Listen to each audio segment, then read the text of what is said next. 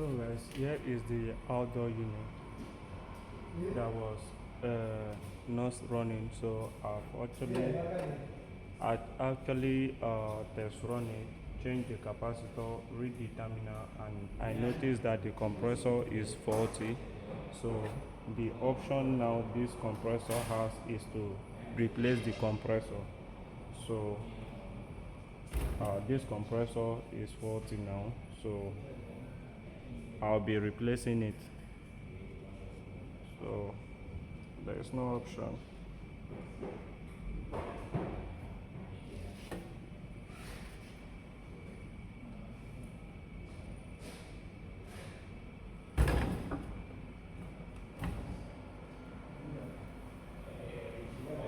As you see now, I've done what I should do on this unit. So this compressor is gone, and if you take a good look at here, you see that there is a bond there. So I have to crack this overload to see if the overload is faulty or is damaged, but the overload is still okay.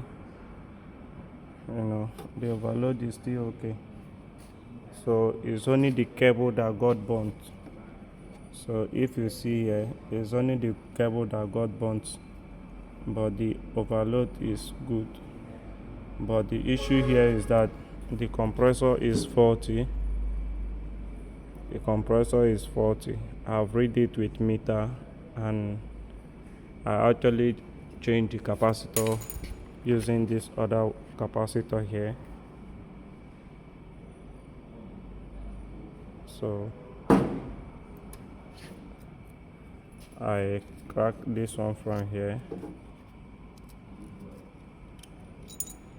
So this compressor is gone. So I'll be updating you guys on this.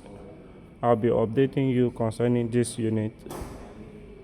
So all you need to do is stay tuned, and if today is the first time you're coming across my page, do well to follow this page, like and share this video so that others can see and also benefit from it. Thank you guys. So see you on my next video. You can see the unit.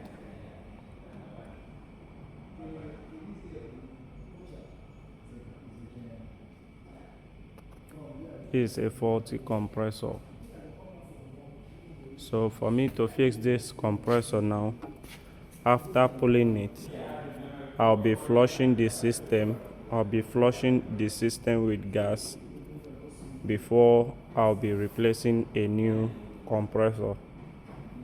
So that's the process on this unit. So it's going to consume gas, and while you're changing your compressor, you don't need to manage anything, especially when you're flushing the system. You don't need to manage any gas while flushing your system. Make sure you flush it properly before replacing any compressor. If not, the compressor will still break down.